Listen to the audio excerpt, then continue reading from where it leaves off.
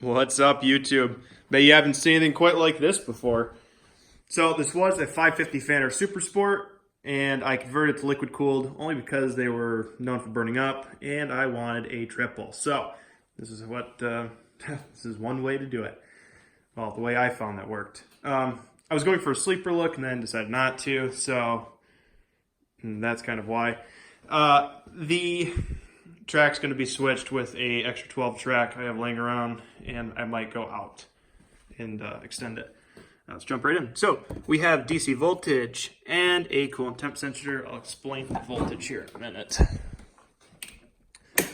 Now let's start right with the bottom of the hood here. Hinges, jerry-rigged. Those are getting replaced with probably car hinges. This radiator's from a 94 Geo Tracker. I had it laying around for like 5 years, decided to put it to use. I mounted it just with these brackets from Home Depot for wood, but I'm going to be drilling the rivets out, putting a backing bar on here, and bolting them down to finalize it so they don't rip through if you hit a jump or something. This is a coolant bypass hose for a heater core. It's a universal part. You can get it at most auto parts stores. If you go in there, they'll probably have one laying around for 20 years. No one really uses them. This has a kink in it only because the hood's open. When it's down, it's not kinked. When the engine's running and then it's nice hot and there's pressure in there, it doesn't kink anyways. You can get Gates elbows for a 1-inch heater hose, and I just didn't like them because they're very sharp and the coolant looks like it'd be restricted, so I opted for a 1.25" plumbing. These are stainless steel. They're threaded, and I just twisted them right onto the hose. They don't leak. They're good. So I guess let's jump right into parts. Let's start right with their intake. These are the 38 millimeter McUnicarbs from a XLT. I piled them, or the pilot's a 40, and the main jet was a 430. The snap ring was moved up one on the needle, so it's down a little bit further. This motor's from a 98 XCR. The expansion chambers and manifold is from a 97 Ultra, and this was actually from my friend's sled. It's a P-Tech Ski-Doo. It's a GGB can. Didn't quite work how we were expecting, so he gave it to me to put on here. And it actually fit perfect. I'll show you the top in a minute. There's two plates. They're at angles. They just magically decided to line right up perfectly in the bottom. And if I get a donut, this will slide in here perfectly.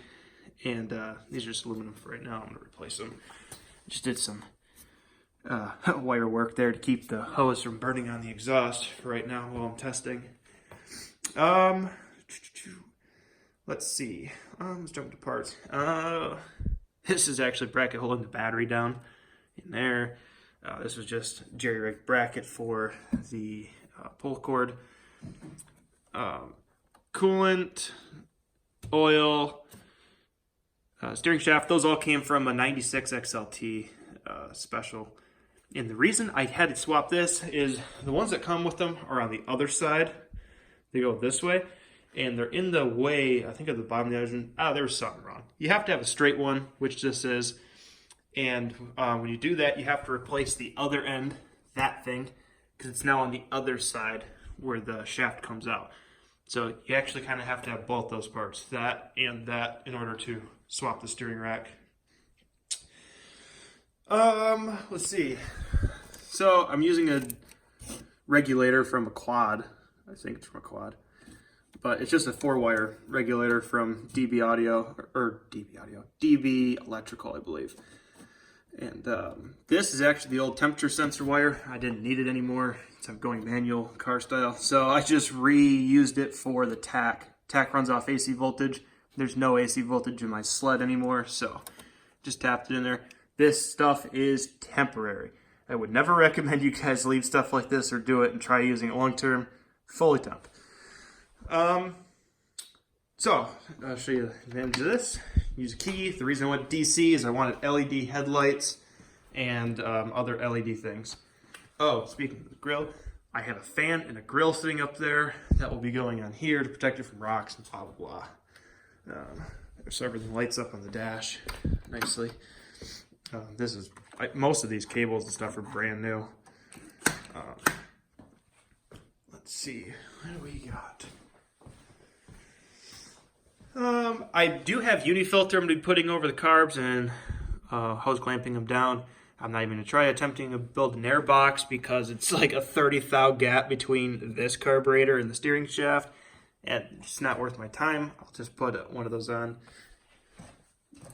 Over here, I'm going to put a battery and a fuse box like a DC vehicle, I should say, should have. Should have a fuse box with relays, blah, blah, blah. And I'll be making a whole new wire harness that's going to go throughout the entire sled with new age waterproof connectors because I hate those.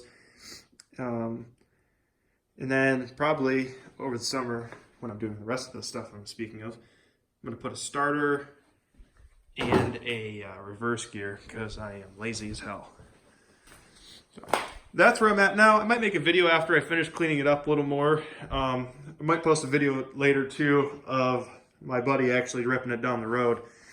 It was a bit windy out. I'm not really too impressed with the audio quality off the bat, but it still gets the job done. You can hear it, you can see it run over your own eyes, so I might post that anyways. But, all right, well, you guys have a good one. Peace.